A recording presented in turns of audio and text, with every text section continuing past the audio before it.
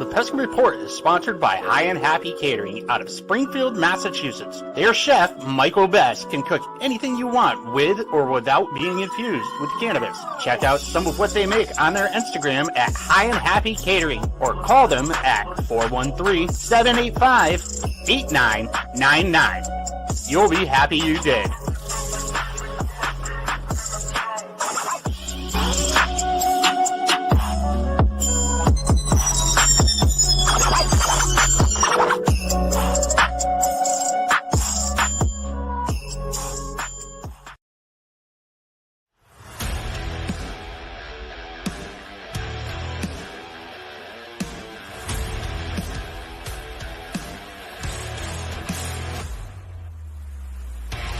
Welcome to the Pesky Report, a podcast for Red Sox fans.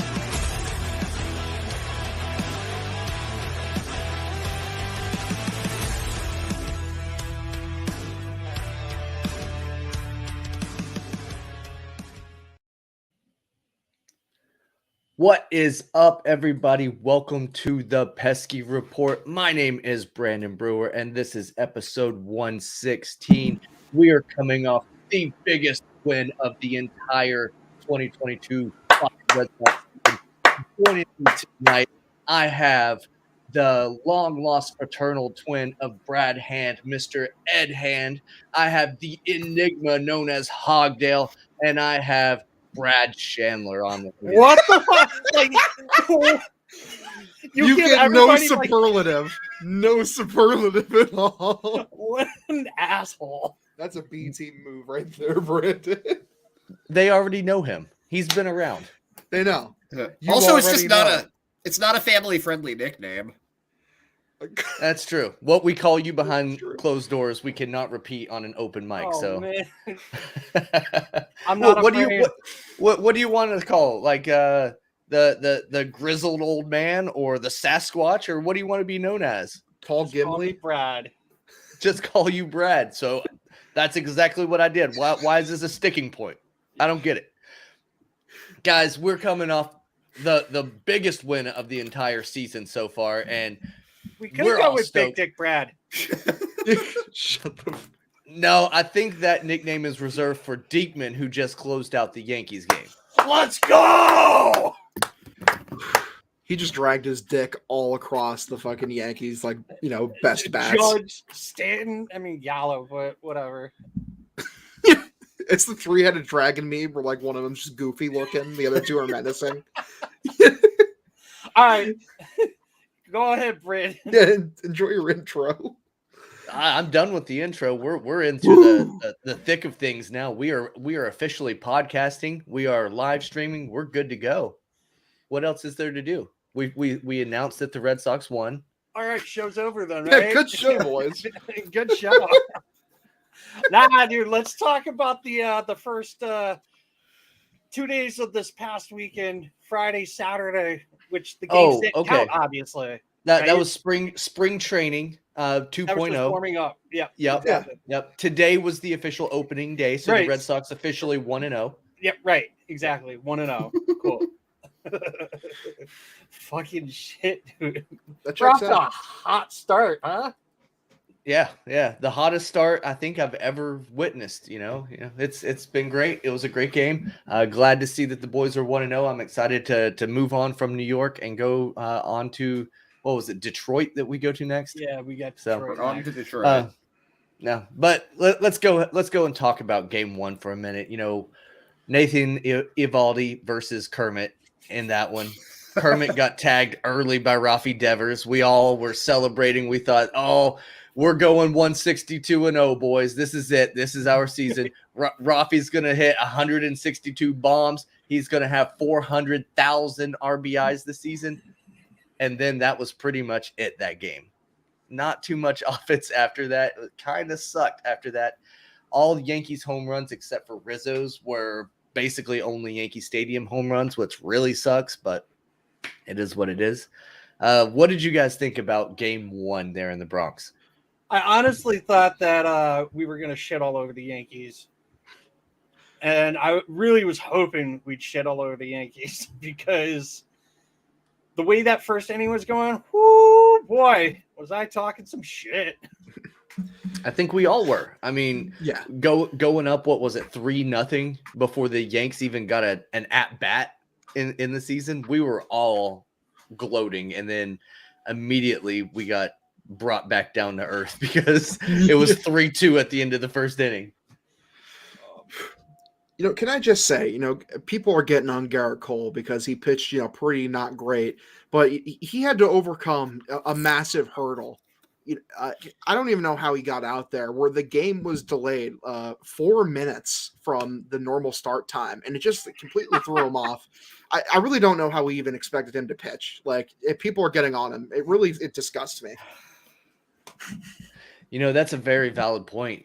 Throwing him off of his routine, that it's got to be what caused him to give up those early runs and that early moonshot to Rafi Devers. People just have no consideration, man. It's so hard. Do you have any idea how hard it is? He was pissed off at Billy Crystal. Oh my God, such a fucking loser, dude. Like, guys, I wish you wouldn't bully Garrett Cole so much, guys. He's doing the best he can. I really think you should leave him alone. We laugh now, but we weren't laughing at the end of that game when Josh Donaldson did hit the little C&I single up the middle to walk it off, which absolutely sucks. I hate the fact that Josh Donaldson made an immediate impact on this lineup and got to celebrate walking it off on opening day. I just got to say, honestly, like, is it me or is it like Donaldson looks like he drives a white van with his face shaved like that? Just a predator. Yeah, maybe a little. Let me pull the picture back up. I need to get reference because I wasn't thinking about it. I hate Donaldson on the Yankees. Wasn't a huge fan of his when he was. I think wasn't he with the Rays? Not the Rays. The Blue Jays. Blue Jays, yeah. Wasn't. He was an MVP with the Blue Jays. Definitely wasn't a fan of his when he was on the Blue Jays. When he left, I was just like, sweet Jesus. And then he went to Atlanta. Then he went to the Twins. And I was like, oh, we'll only have to see him a couple times. But as old as he is, he's still got bat power. And he didn't really do much with the bat. I mean, he did when he hit the game-winning single in game one. But, I mean, the ghost runner thing. Let's talk about that. That was one of the notes that I had on here. Your thoughts on the Ghost Runner being back this year. Ultimately, that came into play in game one because it went to extra innings and all that stuff. So we have a real example of what we like about it, what we don't like about it. Ed, do you have any opinion on the Ghost Runner? I like it a lot better when the Red Sox are the home team. I like it a lot better when the team that I am rooting for wins. I felt bad for Cutter Crawford in that one. I was glad he got to redeem himself a bit in the game tonight because he really threw like 2 pitches or something. Got stuck with the loss, even though it's an unearned run with that. It wasn't even like he didn't hit the ball particularly hard. It just kind of got between Arauz, who was in for Bogarts, who had like tweaked his hamstring or something in Story. It just kind of trickled between the two of them. What are you going to do about that? It happens. And it's interesting you say that. Do you think that if Xander had been in, could he have gotten to that ball? I don't really know Xander's range versus Arauz's. I know everybody complains about his range though, so I'm gonna say no. But it's hard to it's hard to tell 2 days later. I don't know. I'd like to believe so, but I think my initial reaction was Xander would have had that. Yeah, right. Maybe I'm just drinking the Kool-Aid, the hate Kool-Aid for Xander's defense a little more than I should be. See, I'd tout Xander from the rooftops. I scream that this guy is underrated, even defensively. He might not have the numbers to really shine compared to guys like Lindor, maybe even like Trevor Story and guys like that. But this guy, he's good. He's an all-star caliber shortstop. Like people forget that he's legit at being a baseball player. He's also one of the best hitting shortstops in the game, period. And that's not even debatable.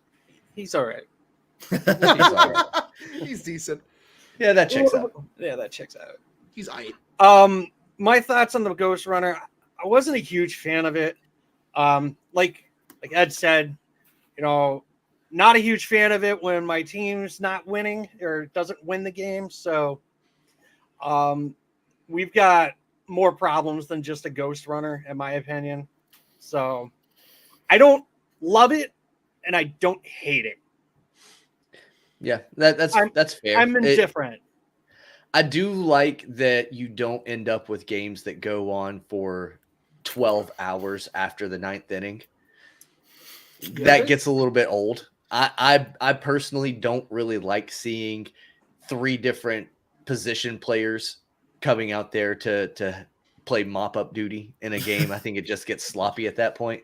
But like you, I do like it a little bit better when the Red Sox come out on top. Last year, they were 11-5 in games that were in extra innings utilizing the Ghost Runner. This year, starting off 0-1. So there's that. Hogdale, what do you think? I mean, yeah, in general for the Ghost Runner, I'm usually for it because it makes just the extra innings really fun and interesting during the regular season. Until the Sox lose, and I'm like, this rule sucked and always sucked. That any of you said otherwise is a disgrace to baseball. You're not real fans. Fuck this rule. I hate it. Fair enough. So basically what I'm hearing is you like it as long as it's in favor or beneficial to the Red Sox. Yes. 100%. Got it. Yeah, it's kind of like cheating, I like it when it favors the Red Sox, and if they were to get caught, I would not be as into it. And if somebody else did it against the Red Sox, they fire them into the sun. Yeah, it's pretty simple, really. I think these are all valid points, guys. That I don't know. Nothing to debate here. True. Wow. Boston Strong just posted up a stat.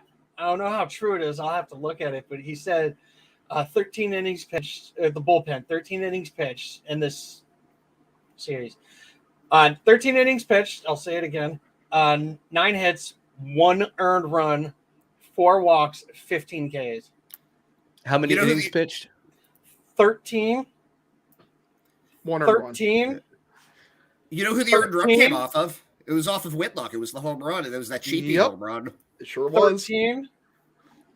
That's a game and a half worth of innings, and only 1 earned from the bullpen. It's almost like relievers are totally volatile, and you can't really predict which ones are going to do well and which ones aren't. I don't know. Like maybe I'm crazy saying that. It's almost like after 3 games saying the bullpen's a travesty when really the offense didn't score is just wrong. I mean, bullpen won the game. I mean, that and Dalbec's home run. But the bullpen was really... I mean, we should probably talk about Game 2 first, but they were so good tonight. Yeah. They were. It was fun to watch. And we'll get into it for sure. We'll get into it. But yeah, let's gloss over Game 2 real quick. The Nick Pivetta versus Luis Severino matchup. Rizzo, again, homers. Stanton, again, homers. Pivetta stayed in probably an inning too long, and that was pretty much all for that game, right? Any other details? I do want to say something about Stanton. Now, do you think like the pitcher, like a young pitcher who's coming into a game, if you got to face Stanton, are you like shitting bricks? And I'm not saying that simply because the guy, he'll hit a home run or here or there, but the exit velocity on his hit balls are just insane. Dude has some of the hardest hit balls in baseball. It's funny you say that, Brad, because I made a comment that said walking Rizzo to get to Stanton seems insane to me. And you put it out there for the universe to be like, look at this idiot thinking that Stanton's actually going to do something. And then here you are on a live microphone talking about how scary it is to face Giancarlo Stanton. Like he actually can go out there and hit the crap out of Randy baseball. got put on blast for putting out a reasonable take. It's so tragic. I don't think I actually put you on blast. Did I say anything about that? It was like just implied. You didn't say anything. You just kind of reposted what he said. No, like I agreed. Like I totally agree with the fucking facing Rizzo, pitching around with Rizzo to face Stanton. That's just no. I totally agreed with that. It was just funny how it only got posted after he struck out. I just think it's funny how. I mean, whatever. Man, as to Brad, your point, I heard this on the broadcast. In the StatCast era, Giancarlo Stanton has the top 6 highest exit velocities ever. He has all 6 of the top 6 spots. They listed on ESPN all of the ballparks where he has the hardest hit ball, and they pretty much they could have saved space on the screen by listing the places where he doesn't have the hardest hit ball. It was insane. He's just a maniac. Has Stanton always been the Red Sox father, or is this because I know last year he was knocking the crap out of them? But when did the Stanton domination of the Red Sox really start? Because I feel like it's a fairly recent phenomenon. I don't know, man.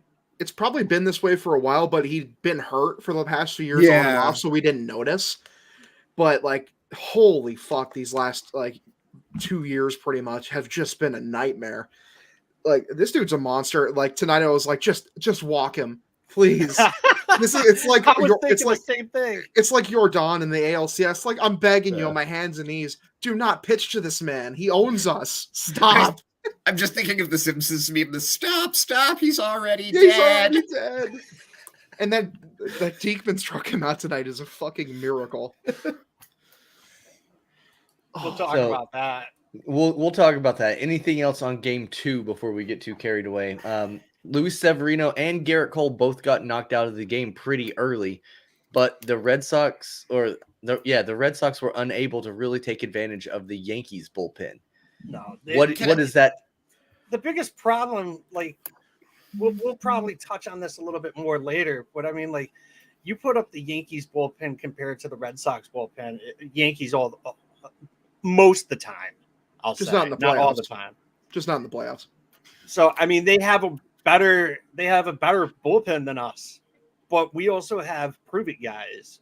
They have to prove it. So tonight, Diekman struck out the side. If you said that Diekman was going to strike out the side, I would call you a liar. He would put it as a hot take on Twitter and then try to make everybody laugh at you. Ed, you had something? Yeah, I want to just point out that for all of the crap that the Red Sox have been getting about their bullpen, Game 2, Phillips Valdez, Big Fudge Davis, and Hirokazu Sawamura, perfect for 2 1/3 innings. Can we talk about his moss? Which one? Great. Because the whole bullpen has great hair this year. Great, yeah, that's true. Sawamura. Oh, that's underrated moss. Underrated, for sure. 100%. There was a game during spring training, I believe. He had a man bun, and I hate man buns, but I thought it was cool as hell. Yeah, kind of works for him. And you know what? If he pitches like he did yesterday, I'm pretty cool with him doing whatever he wants with it. Yep. And they were saying on the broadcast tonight, Strom hasn't had a legitimate haircut since 2017. That's love it. Years. He looks like one of the greasiest people in human history. I feel like he just smells if I went up to him. He just looks like he smells. He doesn't shower. Yeah, he genuinely. I'm sorry. I'm sure he's a great guy, but he looks like he stinks. Have any of you guys watched Pen 15? No, the show Pen 15. I feel like that's a joke. It is. It's a really excellent show for people. Yes, it's something that was a very big deal in junior high school, joining the Pen 15 club. But there's a character in it who looks like a child version of Matt Strom, and I can't. Every time I see him, I just think that. You think penis? I mean, yeah, but that's regardless. I mean, I haven't seen Pen 15, but I have seen 80,085. I don't get that reference. Because it spells boobs on a calculator. It spells boobs on a calculator. Oh, gotcha. We're literally just in 7th grade right now. Gotcha. This is how we're pulling in the younger audience.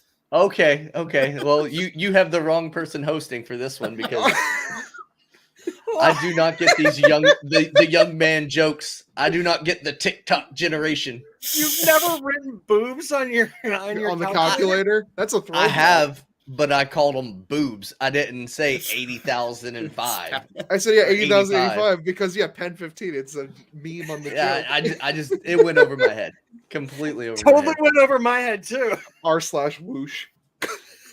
Yeah, I did not get it. Anyway, What I did get was Game 3 of the Yankees and Red Sox tonight on ESPN, and I did not watch it on ESPN2 because I put I it ain't on. down with that. I put it on for literally a second, and someone posted it out there that it sounded worse than a podcast. And I was like, I've got to hear this. And I turned it on, and I was like, holy shit. And Poppy was on, too. And I was just like, nope. Dragging my man's name through the mud. Can't believe they had my dude Big Poppy on there like that. This is tragic. Now, to the people that are watching live, you can probably look above my head and see that I have some football helmets up there. I love football, and I absolutely love that Monday Night Football had the Manning cast. I will tune into that every single Monday night. It's available. Same. I will never watch the K-Rod broadcast. Not going to happen. I like K. I think he's all right, but fucking yeah, Alex. No to A-Rod, dude. Just no. The fact that ESPN is just all around, just all Yankees. I mean, they had Pedro Gomez, they had Cone. So there's your two Yankees, and then they had ESPN2.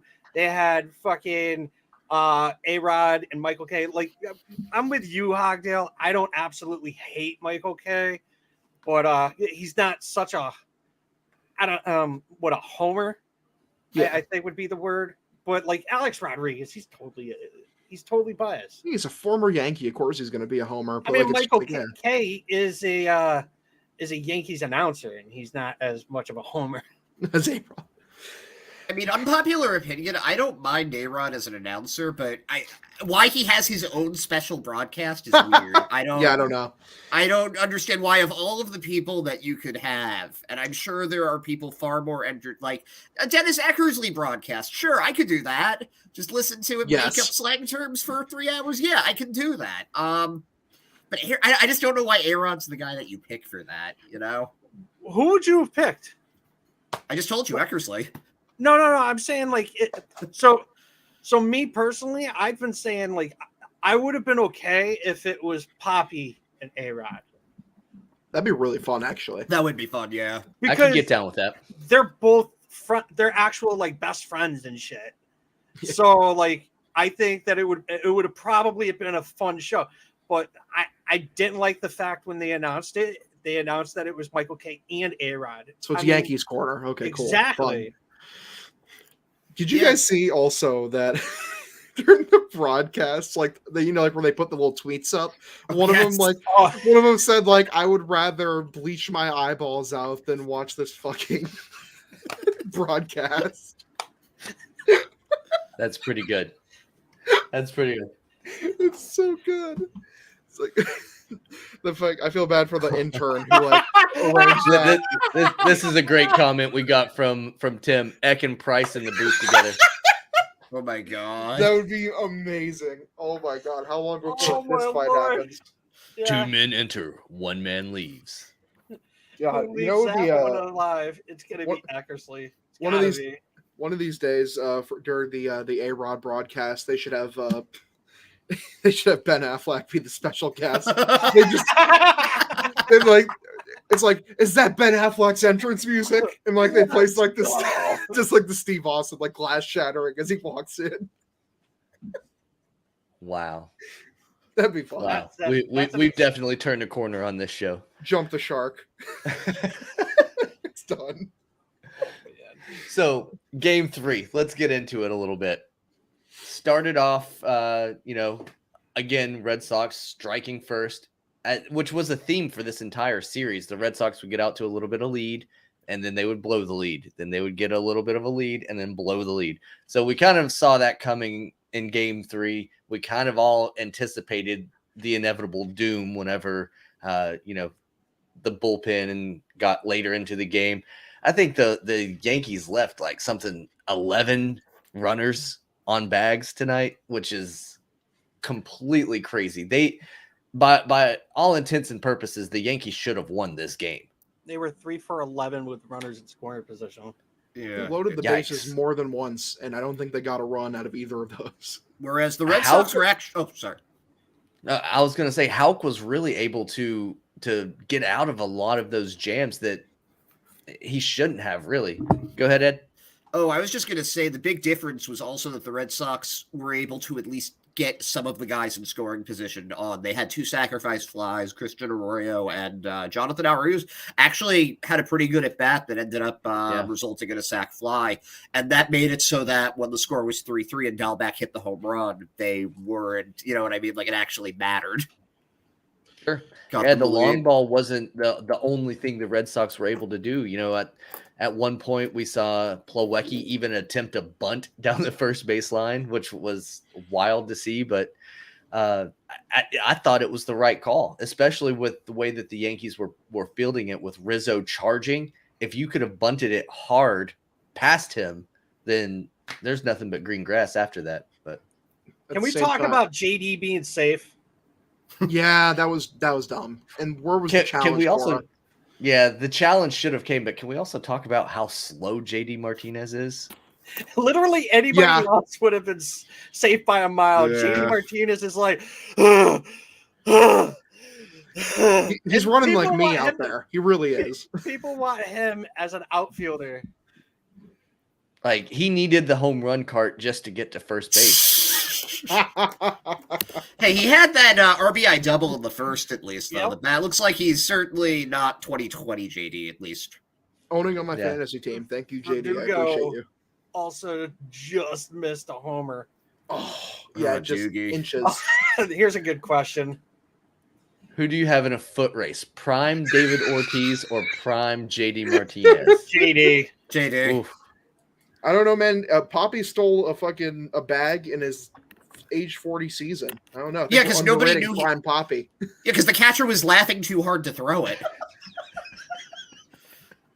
Like you see David Ortiz fucking running for second base, you're just like, that's literally the. It's fine. It's fine, dude. Just take it. Oh my god. Oh man. I forgot all about David Ortiz stealing that bag when he was like 87 years old, like retired almost. Yeah. And then he's still out there swiping bags. Can I just mention though, for like this game 3, I was really encouraged by Houck's performance because like he got out of some really sticky situations without his A+ stuff. And like I'm just saying, like that'll translate for later in the year. That's a learning experience. Like you're shaking your heads now, but in like a learning experience way and for a more important games down the line way, I think it's important. Houck went 3 1/3 inning and threw 78 pitches and only 45 of them for strikes. I'm not sure we're on the same page here, Hogdale. I don't know, man. To me, like this early in the season, it's a learning experience. Did he look like 2021 Garrett Richards? Is this pre or post sticky stuff, Richards? Yeah. I'm going with both. I mean, like, yes. When they put him in the pen, he was fine. But I'm telling you, dude, the stress of like loading the bases twice against the Yankees is going to help later in the year when he's in like a similar situation, like in a more clutch scenario. It's going to help. You know what would also help? Him not throwing so many balls and hitting so many batters. I think that would also help later in the season. He didn't have his location today. He just didn't. Like he's throwing some nice sinkers out there, but like he had some trouble. He had some really impressive like singular pitches, a couple of really impressive strikeouts, but the consistency just still isn't there.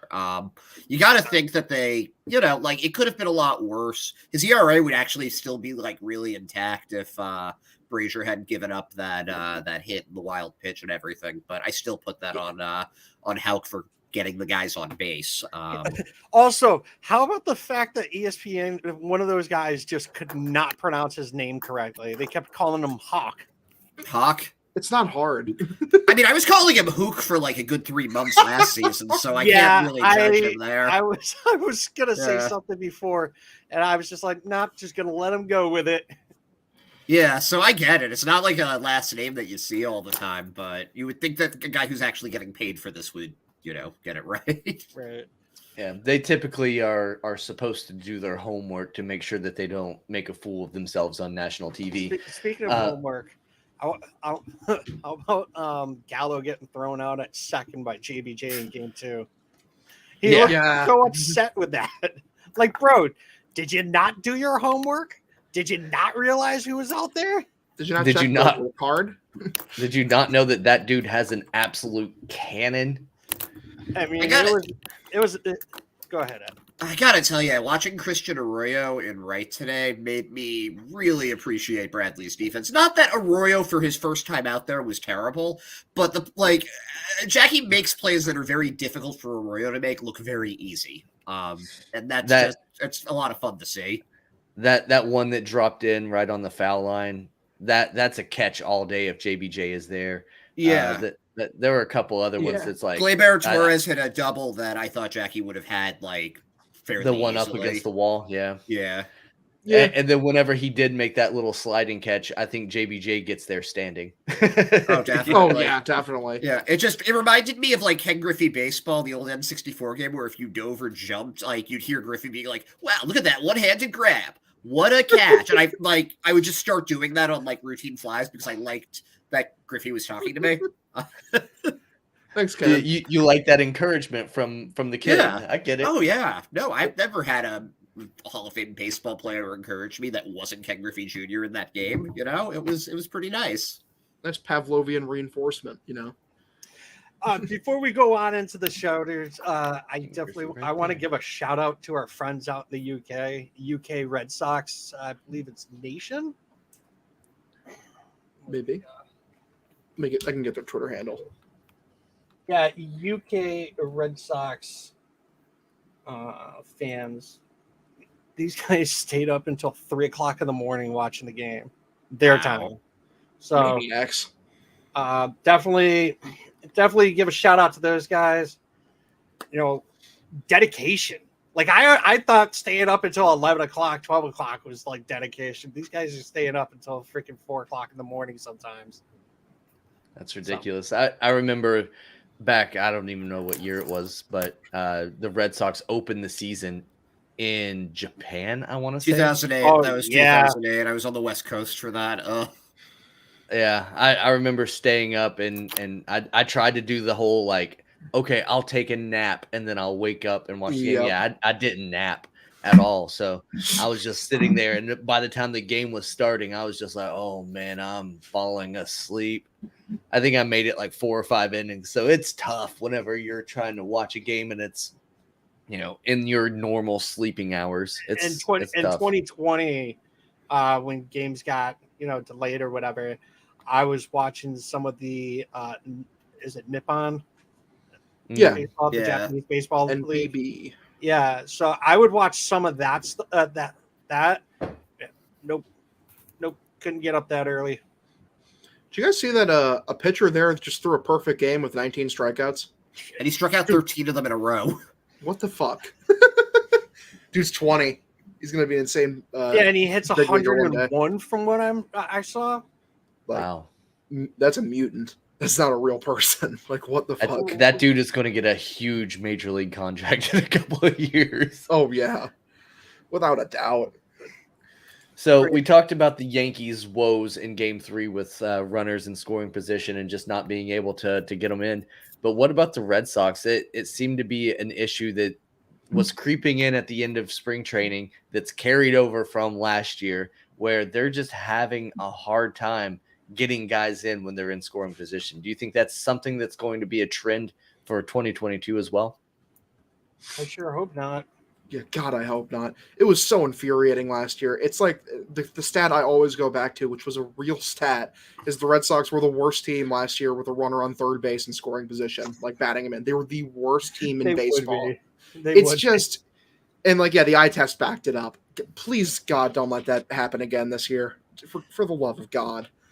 You do have to get a lot of runners in scoring position to mess up that much with guys in scoring position. So yeah. Something to be said for that. But you can kind of tell when the team's starting to press. I felt like after the first game, they were really pushing after they got all those runs in the first inning, and then they couldn't really do anything after that. It doesn't help. You know, they ought to just stick to what they know they can do, wait for their pitch.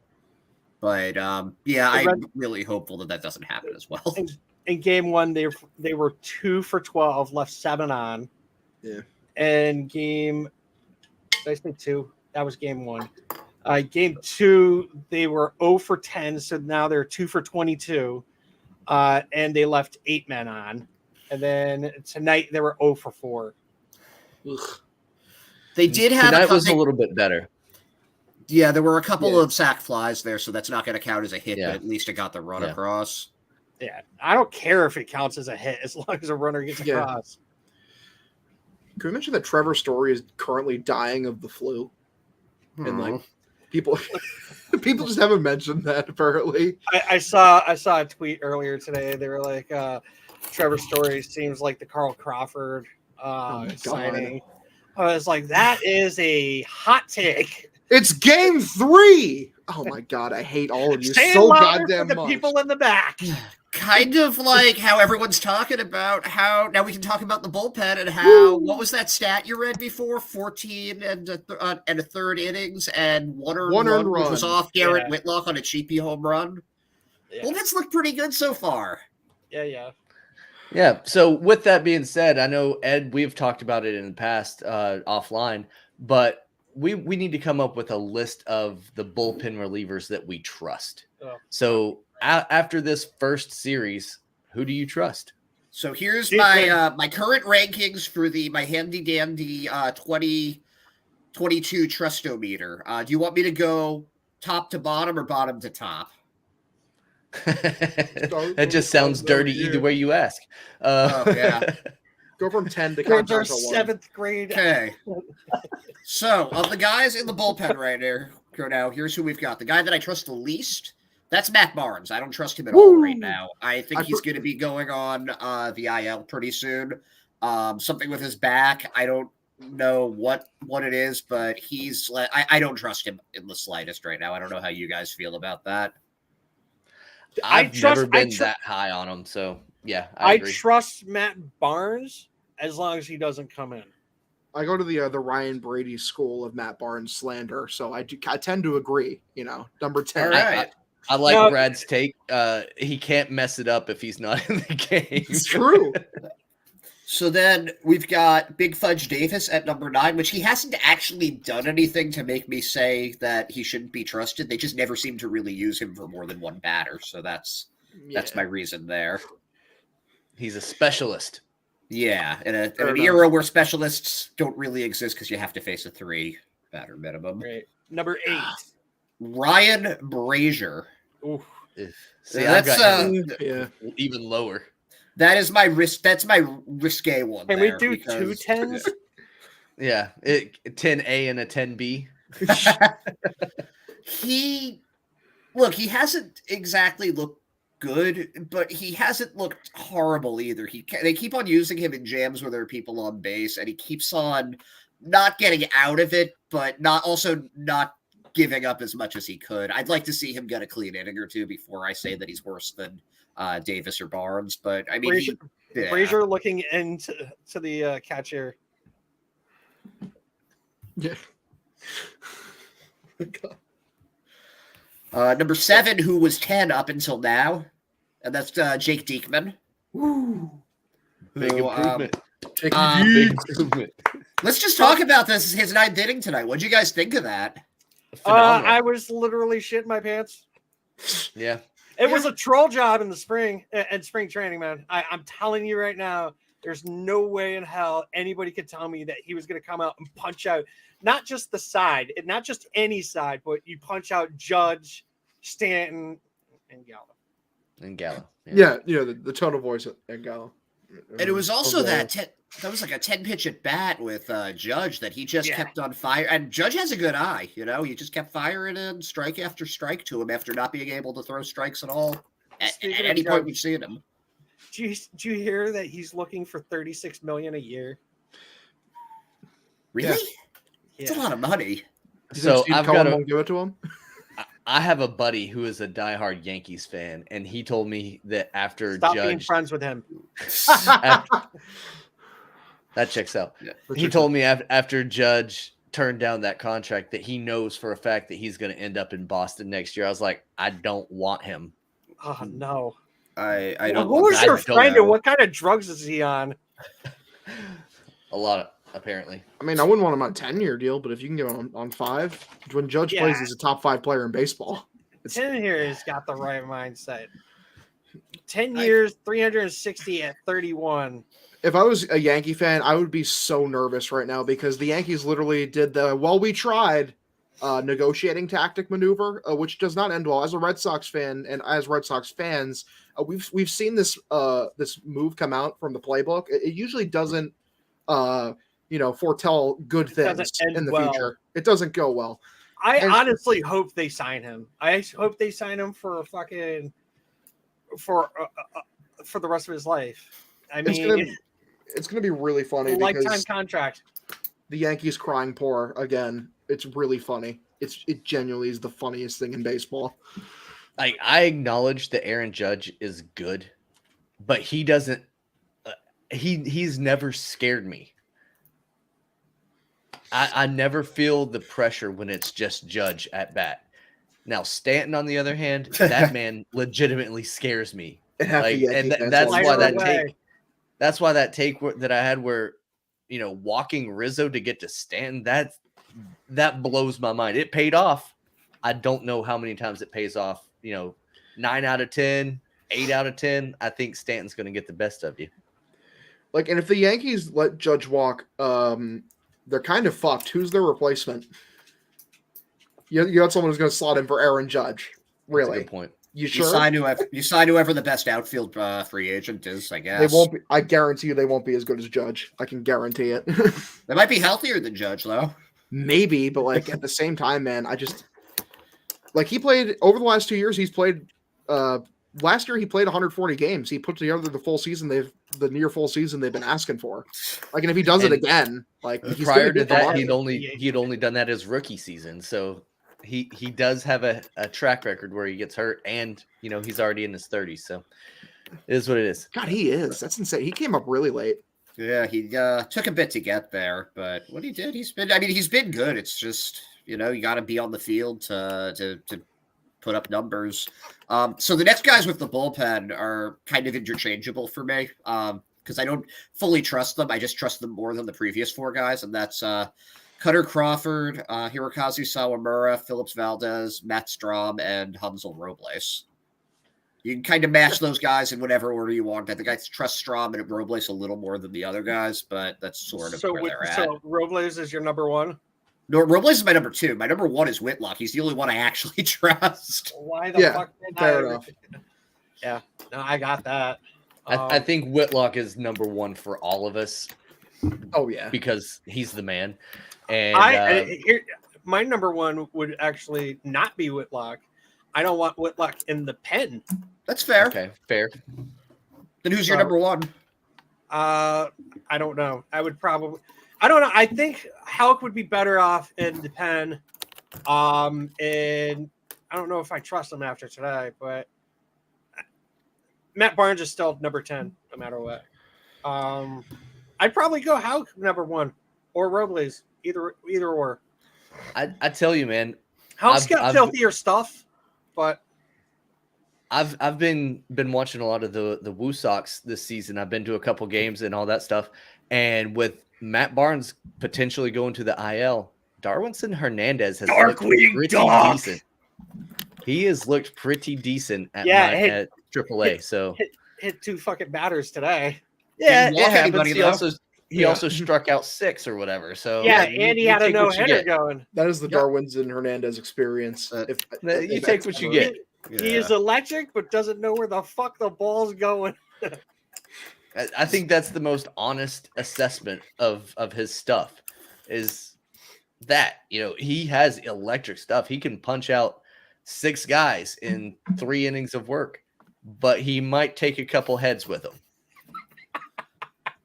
Yeah, that is the Darwinson experience. But love it. So yeah, I think I do agree for the most part with your list there, Ed. I do like old Knuckleball. I've grown to like him quite a bit. Oh, he looked good today. It would be fucking hilarious if he came out with a fucking knuckleball. Oh, amazing! I would love to see like a Cutter Crawford highlight package where he's just like talking to Tim Wakefield and going over the knuckleball, and then it would be perfect, honestly. That would make my day. Like, I love the fact that he throws a cutter. Like, with that name, you kind of have to. It's almost mandatory. But if he just came out throwing fucking knuckleball, I would lose my shit. I wish he called it a cut knuckleball. Cuckleball. That doesn't sound good. Why are we calling? Jesus Christ! What is it with you and cucks? I don't know. Hey man, he just cut. I mean, like when he strikes somebody out, that's what he could call it. He's just like he's just been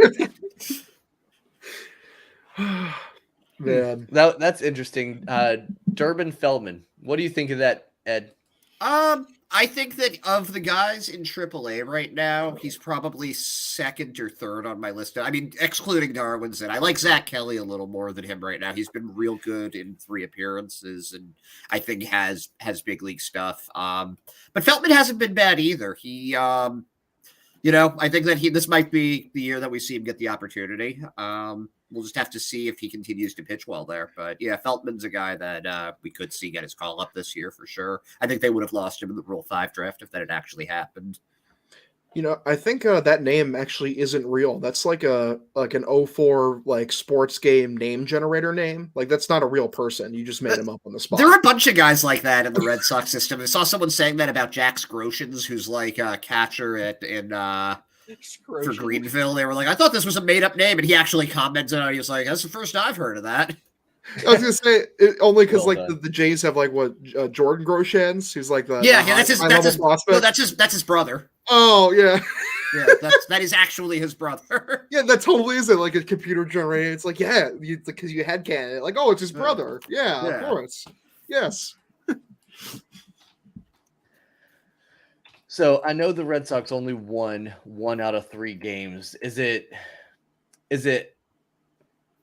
in poor taste to pick a player of the series because we didn't technically win the series? Nah, like who stood out as the best player on the Boston Red Sox in your opinion? Diekman. Because he struck out the side once? He got the fucking save in probably the biggest game of his entire life. Does he move forward as the closer for the foreseeable future, or is it going to be by committee? I think it's by committee. I don't like it, but I think it's by committee. Yeah. I did say that in a previous episode that they're going to pitch by committee, and got into it between Brady and myself about that. But it's going to have to be like who do you, besides Whitlock? Obviously Whitlock's the number 1 choice. Who would you pick for as the closer? Crickets. Yeah, there isn't an obvious. Robles is the only other guy I can think of that because he has closing experience. That's my thoughts too. But like, we are pretty much in a tie there between like him and like 6 other pitchers. Yeah. Like I like Strom. I like the he does what he's been doing, but the hair is cool as fuck too. But I don't trust him. I don't know enough about him. Yeah, just need time to figure it all out. And it's different, pitching in San Diego as opposed to pitching for the Boston Red Sox against the New York Yankees in Yankee Stadium. I mean, yeah, like some guys have it and some guys don't. Yeah, right. That's a good point. Petco Park compared to like Fenway is like baby mode compared to you're going to die. Like in terms of difficulty, it's a rough curve. I like that. I'm sorry. Yeah, I think it's fucking hilarious that he does that. Literally anything that's in the air, it's like, and then it's literally a home run. If you're not watching us right now, Tim just pointed out that he likes him as long as he's not pointing at the sky at no downers. Yeah, And then immediately we all started pointing up to the sky. Yeah. See, he's just thanking the J-Man, Gotta. I've got a different player of the series than Diekman. That's Doogie. I think he went 5. He went 5 for 11 with a home run and played spectacular defense. Gotta go with my boy Alex Verdugo. Yeah, that's definitely fantastic pick. He was flashing the glove out there in left field. He was in his bag. Gold glove if the season ended today, he has to be the only candidate for Gold Glove in left field, right? Yeah. He made 3-4 spectacular catches out there. saved some runs. So he's out there doing his thing. When you think about it, really, he's the MVP front runner because he's doing everything. True 5 tools in these first 3 games. Very fair point. No base running errors yet. But that heads up play that he made, I believe it was tonight, right? Where he didn't throw home. Right. A lot of people complained about that. It's like, why didn't he throw home?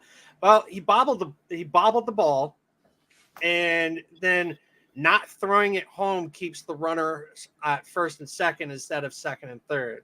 Yeah, keeps the double play in order, which the Red Sox then did get to get out of the inning. So, huge play right there. IIQ. And Kike also had a big heads up play where he hit the cutoff man that kept the double play in order. Yeah. High IQ by Red Sox outfielder. Just want to say, keep the fucking mic off of Kike.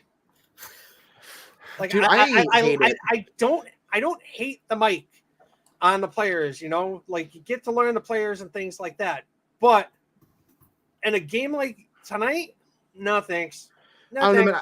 I just hate it in regular season games, spring training, whatever. I don't give a shit. Like, good. No one gives a fuck anyway. I mean, it's a regular season game. Like, when NFL players are mic'd up, they aren't doing fucking interviews like with the announcers like mid-game before a play. Like, I don't know, man. It just seems kind of odd. Yeah, that probably wouldn't be TV friendly if football players were doing that. Like, imagine trying to have a conversation and then JJ Watt just absolutely kills a guy on the screen. That'd be wild.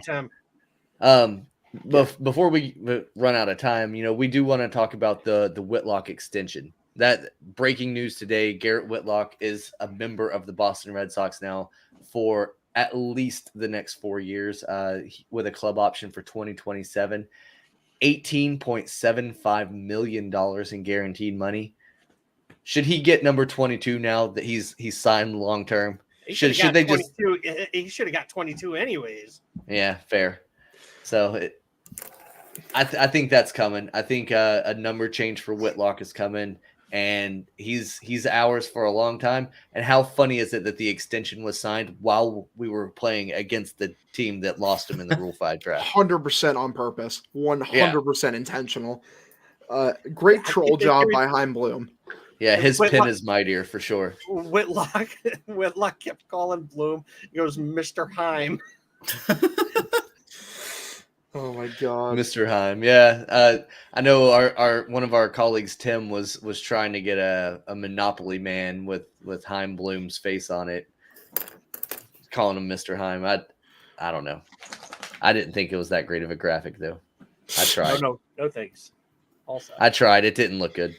It really is a fantastic deal, though. I mean, you're locking him up like probably for 2 club options, 6 years, like with a dude of like his caliber. Even if he like never progresses as like to be a starter, if he's just this quality as a bullpen arm, insanely good deal. It would make it.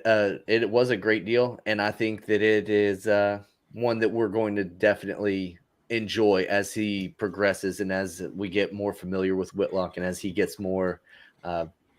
He gets showcased more, but unfortunately, we still do not have a deal for Devers or Bogarts to extend them. They both rejected contract extension offers before the opening day, and they have both indicated through their agents that they don't want to discuss contracts during the season. All right, so I want to talk about this real quick. Bogarts was never going to accept an extension. He's a Scott Boras guy. He's going to command he's going to ask for like $30 plus million a year. I'm sorry. If that's what he's looking for, next. But not Xander, Devers, they are at the start of the negotiation.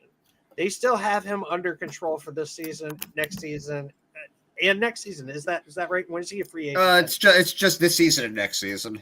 Right. So he, I have a feeling they'll get an extension done by the end of the year. Yeah, I think that the writing's on the wall with Xander, unfortunately, because he's my favorite player on the team right now. But I think that when you look at,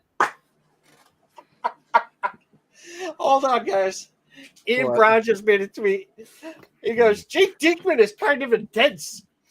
Do you want to be the closer? I don't really give two shits. Wow. That's the energy we need in this clubhouse. Wow. I kind of like it. Yeah. Yeah. What a guy! Fucking go! This is Wow. it's like the Chad version of the Garrett Richards.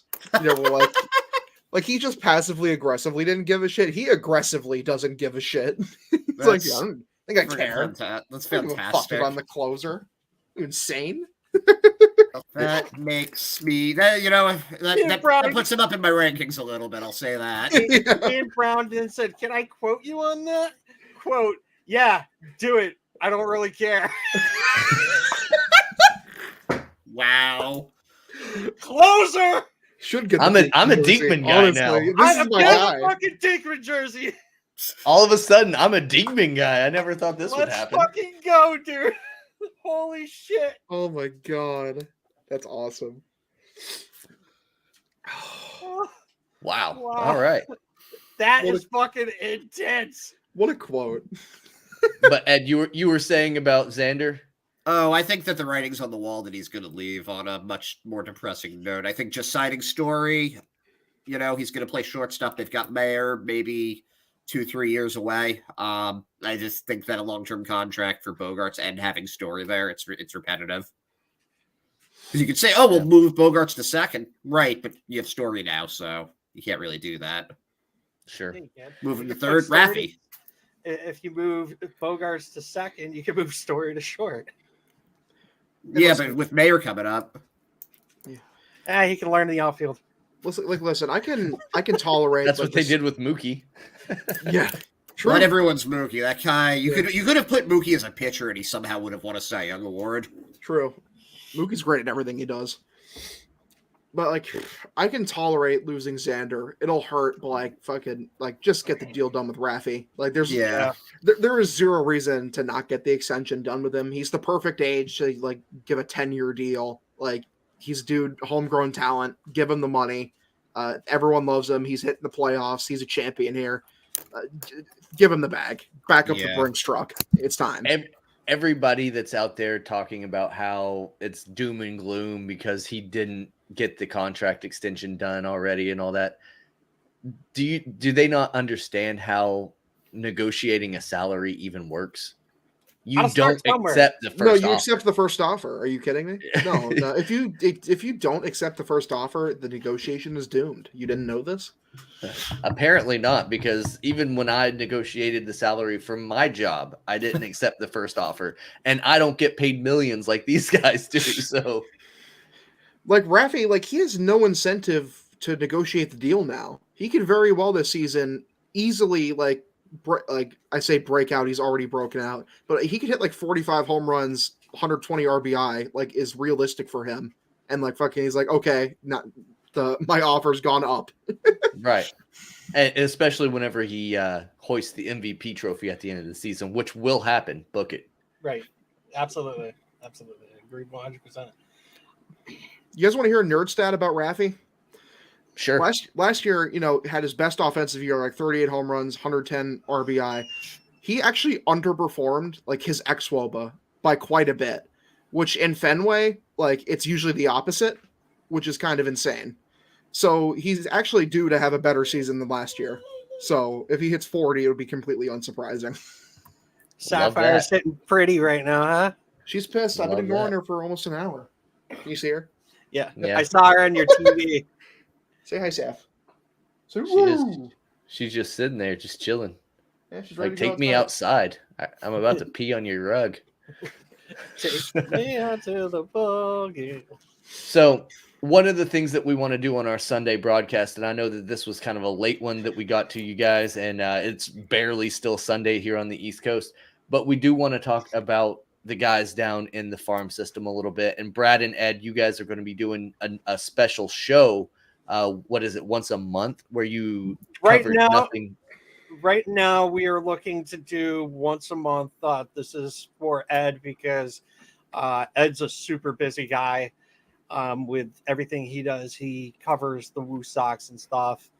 So for right now, it's once a month. We have Tim, who will be joining us And yeah, we're going to be talking about the farm system. It's a learning experience for me because I really haven't paid attention much to the farm ever until probably about a week ago.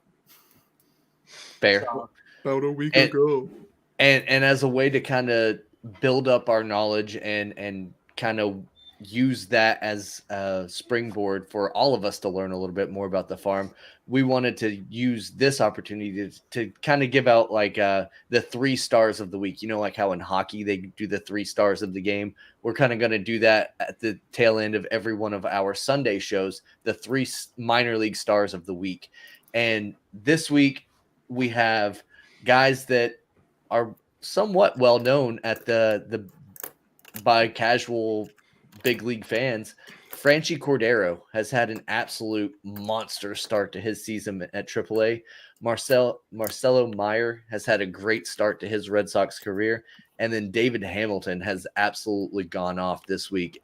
Ed, do you want to go ahead and detail a little bit about those guys? Hamilton is probably the guy that people have heard of the least there. He was part of the return for Hunter Renfroe, and not the high prospect, although Alex Binelas, the other guy, also had a pretty good week. But in his debut with Portland in their opener, he missed the cycle by a double, and he homered twice, and he could have had, he was up after tripling and having his single and having his first home run. He comes up with the bases loaded, and he hits a grand slam. And this is a guy who, it was just this. He started the game off with the triple. Yep, he was a double short of the cycle. And he's also stolen 4 bases this week. He's batting .500 right now, so pretty good time to be David Hamilton there. He's stolen 4 bases in a week. I just want to in 3 games. How long until somebody on the Red Sox roster steals 4 bases? Oh no, it's going to be Vasquez. It'll be Vasquez in July, maybe. July, August, maybe. Yeah, something like that. So Hamilton's is really interesting because he's a little older, but there was also the lost 2020 season, so his development got a little slowed. He was in the Arizona Fall League last year, but yeah, that's he had a hell of a first series. It was crazy watching that. Mayer, everybody knows like Mayer's going to be good, but it's really cool seeing him just like in real time go like 7 for 12 in his first 3 games. It's kind of like Mookie a few years back when it was just like everything that he did was exciting. And then Brad, couple extra base hits, bunch of RBIs for Meyer as well. Yep, smooth fielding. Great to see. Yeah. You were about to ask me something, Ed? Yeah, you got Brad. You and Brandon have been watching some AAA. So what'd you see from Franchy? Franchy literally kills baseballs when he gets a hold of them. Like, when he hit a ball earlier today that literally left the park. Before like anybody like shits on Franchy or whatever, he's gonna fucking smash. He's gonna mash. Just gotta get that eye better. Yeah. And I do want to talk about how the Jumbo Shrimp's fucking audio feed sucks. Oh my god, I know. And it's not just the Jumbo Shrimp. It's got to be a minor league thing because like I've watched Greenville with no sound. I've watched Salem with no sound. I probably have watched a good 20 games this past fucking weekend. You know what Franchy Cordero is? He in AAA is like the kid in 8th grade basketball who hit his growth spurt. So he's like 6'5", and all the other kids around him are still like 5'8" or like to 5'11". But then like as soon as he gets in the big leagues, aka high school, like he has no skill. Like he was just there to be big, and now he can't dribble or really shoot or anything. He's a quadruple player. It's weird though because you watch him like run and you see his arm and you're just like, is there anything this guy can't do? And then in the majors, he just can't seem to really put it all together. Yeah.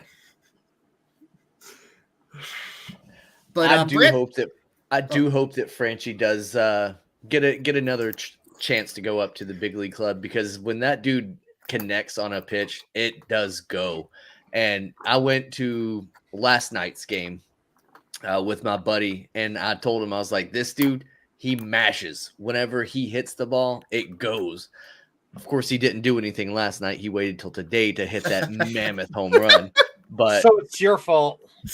Probably is my fault. But That's how it goes. Is that the first time you've seen the Red Sox at Jacksonville?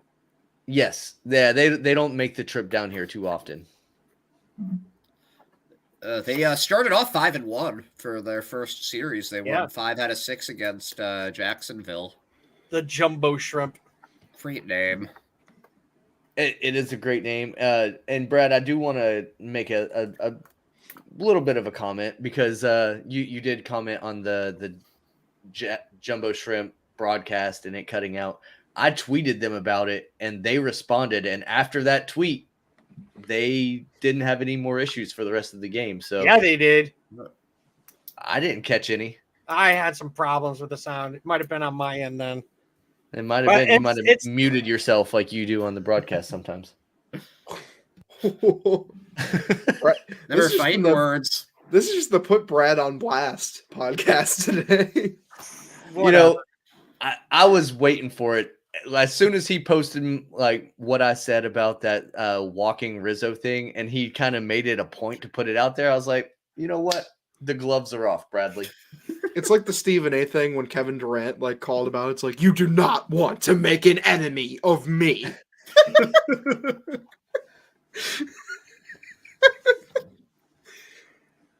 More of the story. Yeah, Go so we'll be doing a little more coverage with the farm system. Tim will be covering Salem. He'll be paying attention to them. I'm going to be doing Portland. Actually, we are going to have one of the Portland Sea Dogs infielders on. We're going to be talking to him. That's going to be for episode 117. We're talking to him tomorrow, or you'll be listening to this today because it's past midnight. So whatever. We've got Nick Sogard on, and isn't he the cousin of Eric? Yep. The and he played for the Jays, right? Yep. So we've got him coming on, and lots of stuff going on. We got Stoxy Chicks on the YouTube channel as well. We've got Bailey, who's a part of our crew.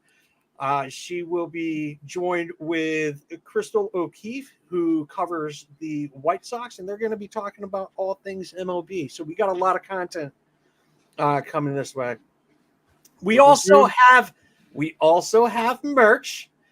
And you can find the link on our Twitter. I'm not going to fucking put that out there. It's way too long for me to put out there. That's what she said. It's www. But yeah, we got some cool stuff coming out. A lot of good stuff. And really, really can't wait, man. I'm so just a question. I know, Hogdale, you're probably not going to be able to, because where you live. Brandon, same with you. But Ed, what are you doing on Friday? This Friday, it is the first night of Passover, so I'm going to be at Seder with my family, whom I love. Okay, well, not the answer I was looking for, but I'm sorry. I will be going to opening day for the first time in my life. It is friggin' awesome. I'm so happy for you. Just the build up to it, and then just getting fucking literally like shellacked. You don't need to apologize. It's just, there really wasn't a reason to apologize. It'd be funny. It's like, I'm sorry for being Jewish. Like, you don't need to do that. It's completely respectful for you to be who you are. What a great end now. That's why he's the enigma.